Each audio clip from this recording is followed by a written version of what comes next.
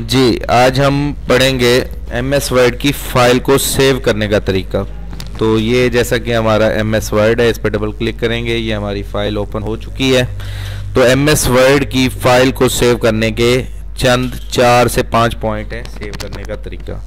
सबसे पहला तरीका कंट्रोल S करने से सेव होता है।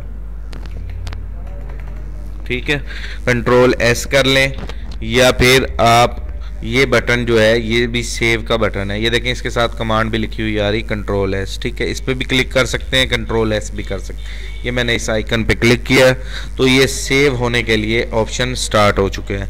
सबसे पहले हम अपनी ड्राइव चूज़ करेंगे, ये अपना मामूल बना लें।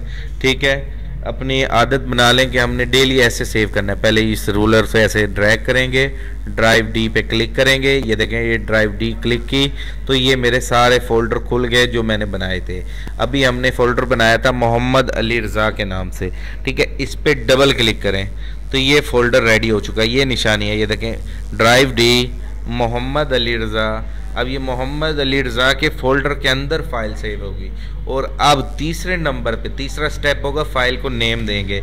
नेम के हवाले से, क्योंकि नाम बहुत सारे एक जैसे भी होते हैं, डेट कभी भी एक जैसी नहीं आती, तकरीबन साल बाद वही डेट आती है, लेकिन फिर साल चेंज हो जाता है, महीना चेंज हो जाता है, डेट चेंज हो जाती है। तो मैं तो यही प्रेफर करता हूँ, मेरे 8 साल के एक्सपीरियंस में बस यही है कि डेट से सेव करें तो वो ज़्यादा बेस्ट है।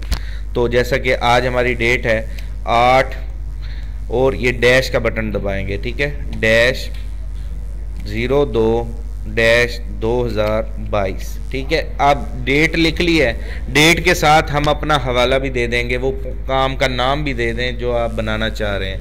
मैं यहाँ लिख देता हूँ फर्स्ट लेक्चर।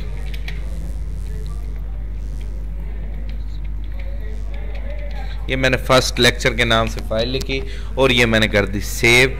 तो इस अमल को कहते हैं फ़ाइल सेव करने का तरीका। ठीक है।